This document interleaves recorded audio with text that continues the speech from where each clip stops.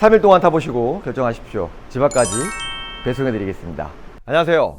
우리드모터스 대표 조수인입니다. 저희 때는 디젤과 휘발유 두 종류의 차량밖에 없었는데요. 요즘에는 이제 하이브리드도 있고 전기차도 있고 LPG가 추가가 되어 있습니다. 그러다 보니까 아무래도 이제 고객분들이 선택하시기가 여간 어려운 게 아닙니다. 휘발유와 하이브리드가 너무 좋은 건 알지만 그 외의 차량들이 왜 호불호가 있고 어떠한 장점과 단점이 있는지 오늘 이 시간에 한번 알아보도록 하겠습니다. 첫 번째 차량은 LPG 모델입니다. LPG의 장점은 뭐 너무너무 잘 아시겠지만 일단 유류비 적게 들고 잔고장 없고 조용하고요. 뿐만 아니고 가격이 저렴하다 보니까 많은 분들이 좀 찾고 있는 차량입니다. 그런데 이제 단점들도 사실 좀 굉장히 많이 있습니다. 아무래도 인프라들이 이제 수도권은 정말 많아요. 그런데 이제 지방으로 내려갈수록 아무래도 이제 충전소가 적은 게 좀 단점이고요. 여름 같은 경우에는 일단 에어컨을 켜고 언덕을 올라갈 경우에는 올라가기가 좀 버거운 게 사실입니다. 겨울철에는 아무래도 연비가 좀 떨어집니다. 이제 그 이유가요. LPG는 이제 부탄과 프로판 두 가지를 혼합해서 쓰는 건데 부탄이 좀 잘 얼어요.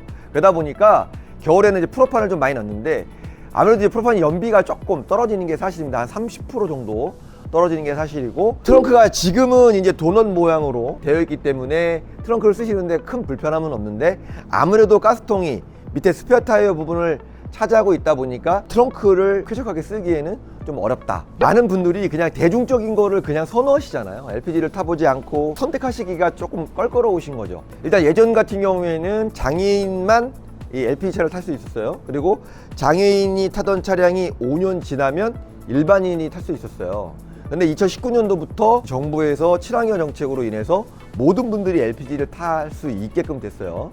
그런데 이제 단점이 있었어요. 이제 그러면서 LPG 가격을 올려버렸어요. 그러다 보니까 소비자들이 이제 외면하셨던 거죠. 기존에 이제 저희 세대에서는 LPG를 불법으로 개조해서 타시는 분들도 상당히 많이 있었습니다. 많은 LPG 차종 중에서 제가 이제 K7을 이제 소개시켜드리는 이유는 일단은 이제 그랜저가 있고 K7이 있고 뭐 K5, 소나타들이 이제 LPG가 많이 있어요.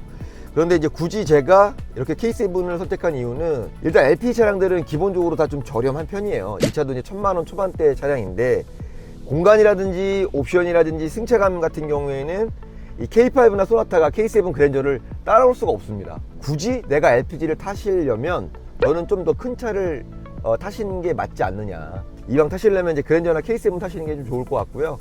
K7 자체는 이제 디자인 자체나 브랜드 네임도 상당히 좀 젊은 느낌이 좀 있다 보니까 굉장히 인기가 많습니다. 장거리를 많이 낀다. 그럼 이제 디젤차로 가셔야 되는데 디젤차에 대한 불편한 점들이 분명히 있어요. 진동 소음이라든지 여러 가지 이제 비용적인 면에서 좀 많이 들어가다 보니까 그런 게 나는 좀 두렵다. 그러신 분들한테는 저는 이 차를 추천드리고 싶습니다. 두 번째 차량은 경유 차량입니다. 디젤 차량들은 이 가성비가 좋죠. 아무래도 이제 연비가 좋다 보니까 보통 휘발유의 30%, 40% 정도 연비가 더 나오기 때문에 굉장히 좋고 가격이 일단 쌉니다.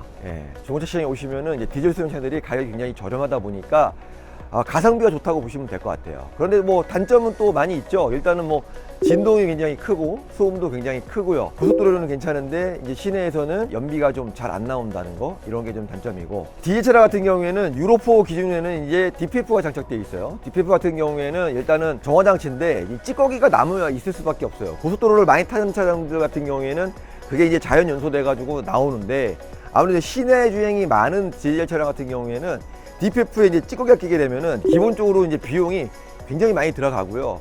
그게 이제 고장났을 경우에는 이제 몇백만 원 정도 들어간다고 보시면 돼요. 그러다 보니까 이 디젤 차량들 같은 경우에는 일단 관리를 좀 잘 하셔야 돼요. 그리고 차를 좀 잘 아시는 분들이 좀 타셔야 되고, 기본적으로 정비를 좀 미리미리 하셔야 큰 돈이 들어가지 않는다. 이게 장점이고 단점입니다. 일단은 수입차 디젤 차량이 잘 나갑니다. 지금도. 그래서 가져와 봤습니다. 이 차의 연식은 15년식에 8만 킬로 뛰었고요. 오늘 판매 금액은 1360만 원이에요. 아우디 A6 35 TDI 모델입니다. 디젤 차량 같은 경우에는 아무래도 이제 실내에서는 잘 못 느끼실 거예요. 진동 소음을 많이 못 느끼실 거고, 느낀다 하더라도 이걸 이제 계속 익숙해지시면 당연히 받아들이시는데, 일단 고속도로에서는 너무 좋아요. 그런데 이제 아무래도 시내에서 많이 타시는 분들은 진동 소음이라는 게 계속 느껴지다 보니까 불편하시죠. 그거는 사실입니다. 마지막으로 이제 전기차입니다. 전기차는 사실은 요즘에 굉장히 좀 잘 안 나가는 차종으로 이제 바뀌었어요. 예전에는 프리미엄이 붙을 정도로 정말 잘 나갔는데 뭐 이유에 여러 가지가 있습니다. 일단은 충전소가 좀 부족해요. 두 번째로는 정비의 인프라가 좀 많지 않은 것 같아요. 이게 정비를 잘 아시는 분도 좀 적을 뿐더러 정비를 하러 가더라도 굉장히 고가의 비용을 지불해야 된다는, 그러니까 부르는 게 값이라는 거죠. 지금 현재 그렇다고 하더라고요. 배터리 부분과 이 전자 부분이 서로 싸운다고 하더라고요. 이건 네 책임이다, 이건 너 책임이다 이러면서 이 AS가 좀 불분명해졌다, 뭐 이런 얘기도 상당히 들고요.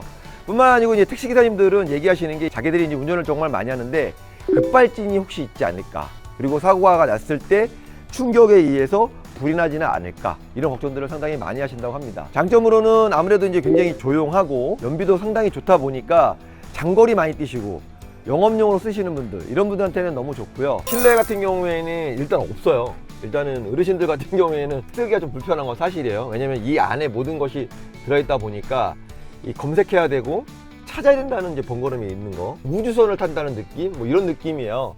상당히 공간도 좀 쾌적하고 굉장히 조용합니다. 지금 시동을 건 상태에도 상당히 조용하다는 거. 이 차는 모델 S 4륜 롱 레인지 모델입니다.